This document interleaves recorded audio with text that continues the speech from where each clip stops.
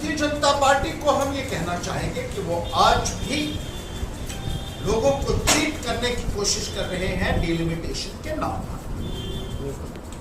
अभी कल के पेपर में बयान आया है, डिप्टी चीफ मिनिस्टर हैं जो इनके सीनियर लीडर हैं, वो कह रहे हैं कि हम डिलिमिटेशन कमीशन को ये कहेंगे कि जो सीटें पीओजेके के लिए रिजर्व की हुई है उनमें से 35% हिस्सा जो है वो वहां के माइग्रेंट्स को दिया जाए।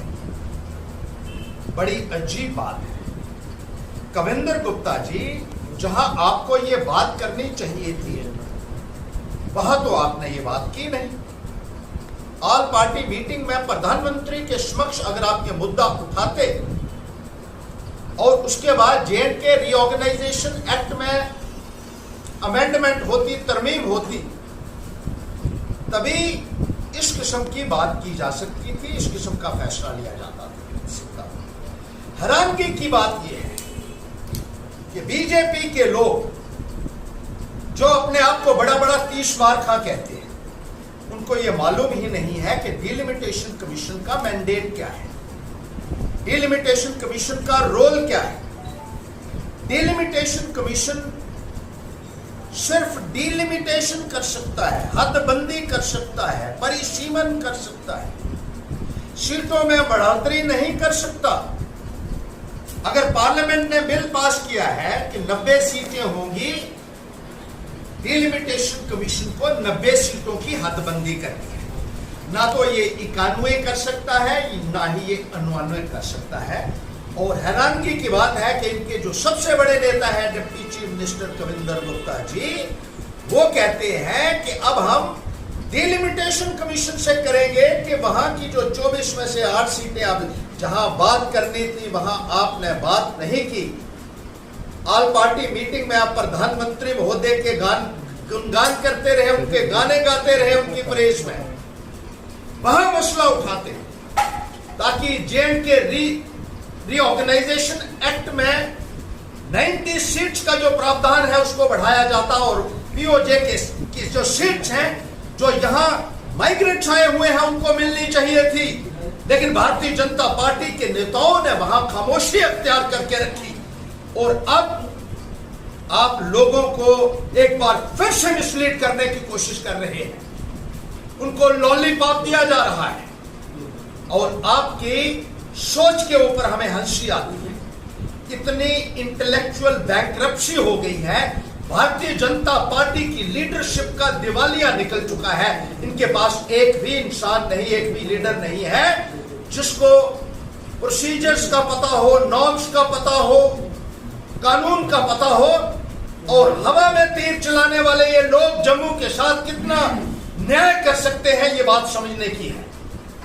हम अपील करना चाहते हैं डिलिमिटेशन कमीशन से कि मौजूदा पैरामीटर्स के मुताबिक जो आपका मैंडेट है उसको बगैर किसी फेयर और फेवर के पूरा कीजिए, इंसाफ कीजिए। जम्मू खित्ते के साथ हमारे साथ हमेशा भेदभाव हुआ है और जम्मू के साथ जो भेदभाव है वो इसी वजह से हुआ है कि सीटों के आवंटन में भारी भेदभाव है। 37 सीटें इस वक्त जम्मू की हैं, 40 सीटें कश्मीर की हैं, जिसकी वजह से पॉलिटिकल डोमिनेंस कश्मीर की रहती है।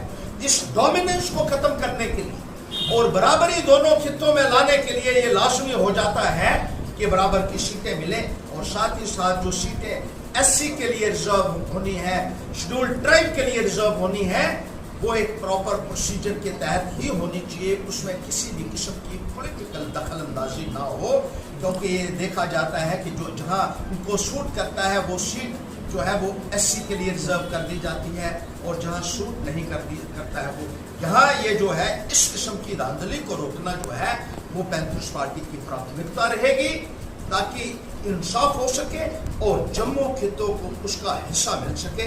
अगर ऑल पार्टी मीटिंग में जम्मू प्रांत की पार्टियों को पूरी रिप्रेजेंटेशन मिली होती, आज ये जो है दिन देखने को नहीं मिलता जब हमें जो है बहुत जोर लगाना पड़ रहा है। और जो 2021 के सेंसस की आप बात कर रहे हैं बीजेपी वालों, आप तब कहां सोए थे जब आपके दिल्ली के नेता ये फैसला कर रहे थे कि ये डिलिमिटेशन 2011 के सेंसस पर होनी चाहिए। आज यहां चिल्लाने से, मीडिया में स्टेटमेंट देने से लोगों को मूर्ख बनाने की जो आप कोशिश कर रहे हैं, ये आप खुद मूर्ख बन रहे हैं। ये आपको पैंथर्स पार्टी कहना चाहती है, और पैंथर्स पार्टी ही है जो जम्मू की लड़ाई लड़ सकती है, जिसमें कैपेसिटी भी है और जो इंसाफ करने की हिम्मत है। दिन भर की सभी खबरों के लिए सब्सक्राइब कर दीजिए हमारी ऑफिशियल चैनल को और साथ ही साथ बेल आइकन भी दबा दीजिए ताकि आप हो सके हर खबर से वाकिफ।